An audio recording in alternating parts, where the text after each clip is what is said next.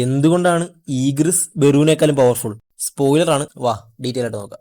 കുറെ അധികം ഫാൻസ് വിചാരിച്ചിരിക്കുന്നത് ബെറു ആണ് ഈഗ്രിസിനേക്കാൾ പവർഫുൾ എന്ന്. പക്ഷേ സ്റ്റോറിയിലുടനീളം ഈഗ്രിസിന്റെ ഫുൾ പവർ സീൽഡ് ആണ്. ജിൻവുന്റെ ഫൈനൽ അവേക്കണിംഗ് കഴിയുമ്പോഴാണ് ഈഗ്രിസിന് ഫുൾ പവർ തിരിച്ചു കിട്ടുന്നത്. ആഷ്ബോൺ ഈഗ്രിസിന്റെ ഫുൾ പവർ സീൽ ചെയ്ത് വെച്ചിട്ടും ഈഗ്രിസ് ജിൻവുവിനെ ഓവർ പവർ ചെയ്യുന്നതും നിയർലി ഡെത്ത് മൂവ്മെന്റിലും എത്തിക്കുന്നുണ്ട്. പിന്നെയാണ് ബെറു ജനറൽ റാങ്ക് സോൾജർ ആകുന്നതും ഇപ്പോ ജിൻവുവിന്റെ മോസ്റ്റ് പവർഫുൾ ഷാഡോ സോൾജർ ആയതും. ജിൻവു ഫുൾ ഷാഡോ മൊണാർക്ക് ആയതിനു ശേഷമാണ് ഈഗ്രിസിന്റെ ഫുൾ പവർ തിരിച്ചു കിട്ടുന്നതും ഈഗ്രിസ് ജിൻവുവിന്റെ ആർമിയിലെ സ്ട്രോങ്സ്റ്റ് കമാൻഡർ ആകുന്നതും. ഈഗ്രിസ് ആയിരുന്നു ആഷ്ബോണിന്റെ സെക്കൻഡ് വിങ്. ഈഗ്രിസിന്റെ ഗോഡ് ലെവൽ സോർട്സ്മാൻഷിപ്പ് കൊണ്ടും കോംബാറ്റ് സ്കിൽസ് കൊണ്ടും സ്ട്രാറ്റജിക് തിങ്കിങ് കൊണ്ടും ഒരു OP ലെവൽ ക്യാരക്ടർ.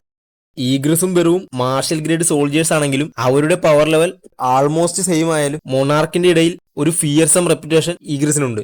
മൊണാർക്ക് വാർ ആർക്കിൽ ഫ്രോസ്റ്റ് മൊണാർക്ക് ബെറുവിനേക്കാളും ഈഗ്രിസിനെയാണ് പേടിക്കുന്നത്. അതും ഈഗ്രിസിന്റെ ഫുൾ പവർ റീസ്റ്റോർ ആയെന്ന് അറിഞ്ഞതിന് ശേഷം. ബെറുവും ബെല്ലിയണും തമ്മിലുള്ള ഫൈറ്റിൽ ബെല്ലിയൺ ഫുള്ളായി ബീറ്റ് ചെയ്ത് ബെറുവിനെ ടോട്ടലി ഡിഫീറ്റ് ചെയ്തു. പക്ഷേ ബെല്ലിയണിന് ഈഗ്രിസിനെ ഡിഫീറ്റ് ചെയ്യാൻ കഴിഞ്ഞില്ല. നിങ്ങൾക്ക് എന്താണ് തോന്നുന്നത്? അത് കമന്റ് ഇട്ടോ. ഇതുപോലത്തെ ഇൻഫോർമേറ്റീവ് വീഡിയോസിന് പേജ് ഫോളോ ചെയ്യാൻ മറക്കല്ലേ. അപ്പോൾ നെക്സ്റ്റ് വീഡിയോ കാണാം.